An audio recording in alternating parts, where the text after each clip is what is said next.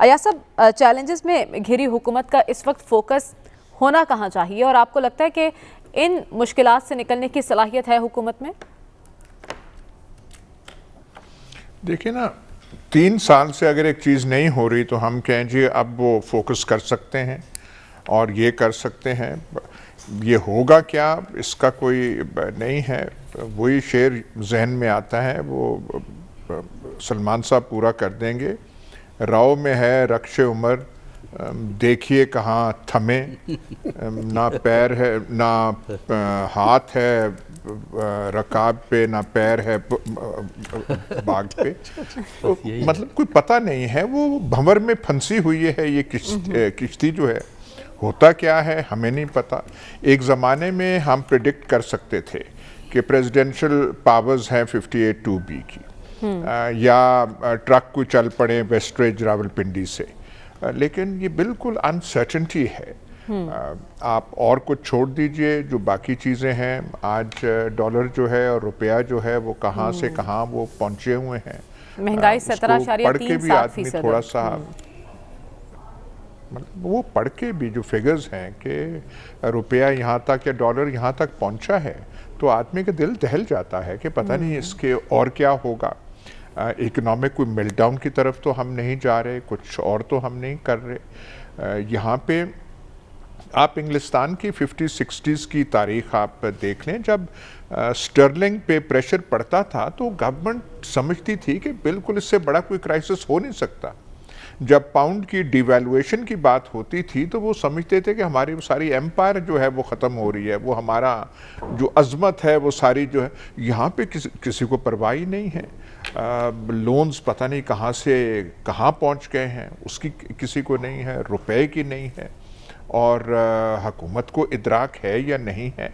जिन चीज़ों में हुकूमत पड़ी हुई है, वो जैसे वो कल भी कहा था, इलेक्ट्रॉनिक वोटिंग मशीन, और ये इश्यूज़ नहीं हैं, ये नॉन इश्यूज़ हैं। इनको लाना नहीं चाहिए, इनको कंसंट्रेट करना चाहिए अपनी परफॉर्मेंस बेहतर करने के लिए, पर इनसे नहीं हो रहा। तो क्या होगा किसी को नहीं पता, ऐसे ही चलता रहेगा। इलेक्शन है, जो अरसा रह गया है, ऐसे ही हम ड्रिफ्ट करते जाएंगे। पता नहीं, नुकसान ना हो तो फिर तो ठीक है, आप अनसर्टेनिटी के पीछे रह, लेकिन इसका नुकसान हो रहा है इन टेंजिबल टर्म्स। टेंजिबल टर्म मतलब आप वो फील कर सकते हैं, ये रुपया और डॉलर और फलाना और टर्म्स ऑफ ट्रेड जो आपका जो है वो सारा वो हम फील कर रहे हैं। महंगाई जो है अब कोई मुहावरा नहीं रहा, हर आदमी फील कर रहा है। अया साहब, जैसा कि आपने कहा कि हुकूमत इस वक्त भंवर में फंसी हुई है, क्या आपको लगता है ये सफीना साहिल तक पहुंचेगा या बीच मझदार ही रह जाएगा? नहीं, देखिए नहीं पता ना कि क्या होगा। ये इलेक्शन तक ऐसे करते रहेंगे। नुकसान जो है वो जैसे होता है ना, खून रस रहा है, ड्रिप ड्रिप ड्रिप। इस हुकूमत की वो हालत है। या जैसे एक कोई जानवर होता है, उसे कोई लग जाए, वो वुंडेड हो, तो ये वुंडेड किस्म का ना भाग सकता है ठीक तरह, ना खड़ा हो सकता है। लेकिन अजीब इनकी ज़बान है, ये कोई अपने बबल में रह रहे हैं, अपनी एक बिल्कुल अलग सी दुनिया है जिसमें ये वज़ीर आज़म और वो रह रहे हैं। वो तस्बीह हाथ से वो नहीं जाती। अब तस्बीह का मजाक नहीं उड़ाना चाहिए, बड़ी अजीम चीज़ है, लेकिन बस वो ऐसे यही इनका वो लगता है कि इनके पास यही टोटका एक रह गया और कुछ नहीं है, और वो है और फजूल की तकारीर हैं, और तो कुछ नज़र नहीं आ रहा। ठीक है, तो सलमान साहब आपको क्या लगता है, ऑपोजिशन को मनाना भी तो एक चैलेंज है, बहुत अरसे से डेडलॉक की सूरत हाल है। स्पीकर साहब ने ख़त लिखा है शहबाज शरीफ साहब को, उसका जवाब क्या है? देखिए, पहले तो अभी जो यार साहब ने बात की है, मेरा ख्याल उन्होंने एक फ़िक्रा नहीं दोहराया जो आज उन्होंने कॉलम लिखा है रोज़नामा दुनिया में। उन्होंने तो जनाब प्राइम मिनिस्टर को पाकिस्तान का गोरबाचोफ करार दिया है, और हालत ये है कि कल कोर कमेटी की मीटिंग में जो गुफ्तगू हुई है वो आज लीड लगी हुई है तमाम अखबारात की कि महंगाई पे काबू पा लेंगे। देखिए, ये मजाक बंद होना चाहिए कि एक तरफ महंगाई पे काबू पाने की बात है, दूसरी तरफ डॉलर्स की परवाज़ है कि वो नहीं रुक रही, और रुपए की बेकदरी इतनी है कि कोई इंतहाओं को छू रही है, तो कोई भी जिम्मेदारी लेने के लिए तैयार नहीं है।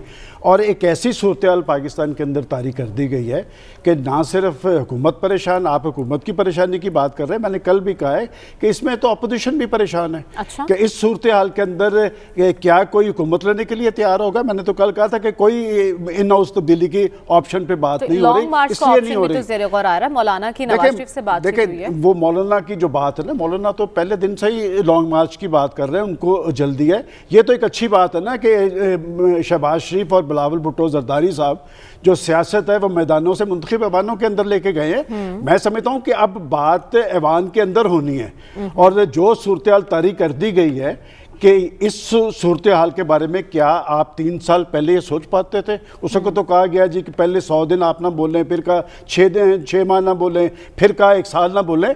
अब तो हर शख्स परेशान है।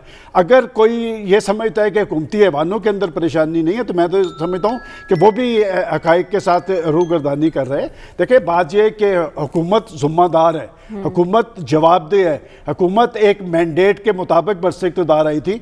क्या उन्होंने उस मैंडेट के मुताबिक डिलीवर किया है?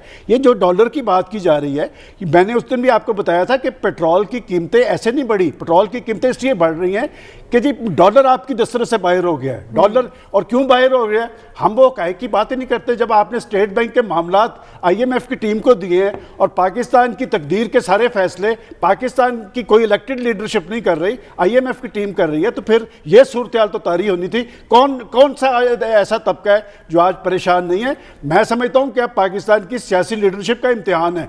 इसे अब आप तकसीम ना करें कि जी वो हुकूमत है, वो अपोजिशन है। जहां तक आपने उनकी शहबाज शरीफ साहब की बात की है कि उन्हें लेटर लिखा है स्पीकर ने, और मैं समझता हूं उन्होंने दुरुस्त फैसला किया है। उन्होंने कहा फैसला मैंने नहीं करना, फैसला अपोजिशन करेगी। अपोजिशन की एक स्टीयरिंग कमेटी है और मैं लेटर उन्हें भिजवा रहा हूं, वो फैसला करे। और मैं समझता हूं कि ये अब स्कोर सेटिंग का वक्त नहीं है। अच्छा। जहां पर ला खड़ा किया है और जो कश्ती जो मिंदार में डोल रही है, इसको संभाला देना सियासतदानों की जिम्मेदारी है। खान साहब ने जो करना था कौम के साथ कर दिया। लेकिन मैं लॉन्ग मार्च की बात भी कर रही हूँ। एक तरफ आप ये कह रहे हैं कि नून लीग इंटरेस्टेड नहीं है अदम एतमाद के लिए, लेकिन नवाज शरीफ साहब ने लॉन्ग मार्च की हिमायत की है, तो लॉन्ग मार्च से आपने हासिल क्या करना है? मैंने लास्ट वीक भी एक बात कही थी कि हर चीज़ का एक टाइमिंग होती है। कि मौलाना फजलुर रहमान साहब तो पहले दिन से चाहते थे लॉन्ग, वो तो इस हुकूमत को निकलने के लिए तैयार ही नहीं थे।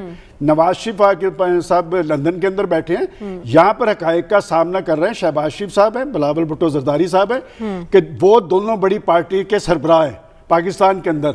और वो अच्छी बात है कि वो महाजराई और तनाव से निकल के अगर वो ऐवान के अंदर आए हैं, तो ऐवान के अंदर इन्होंने अगर संजीदगी जाहिर की है तो फिर गवर्नमेंट को पसपाई इख्तियार करना पड़ रही है। वो हुकूमत के किस बुनियाद पर इस वक्त खड़ी है? देखिए, बात यह है कि 2 बिल उनके पहले गए, फिर जो जिस मकसद के लिए उन्होंने इजलास बुलाया था, उनके इत्तेहादी उनको छोड़ के चले गए। और अगर इत्तेहादी, मैं नहीं समझता कि जी इत्तेहादी उनको छोड़ के चले जाएंगे। इत्तेहादी मौके की तलाश में थे, जो कुछ उनके साथ हो रहा था वो मौके की तलाश में थे। अभी तक मेरा ख्याल हुकूमत को जब सबसे बड़ा बहरान आप समझते हैं कि मुआशी बहरान है, जो मेरी इत्तलात है कि वो समझते हैं कि जो बहरान उन पे पिछले 1 माह से तारी हुआ है, उसको वो कोशिश कर रहे हैं कि दोबारा एक दफ़ा रसाई उनकी हो जाए।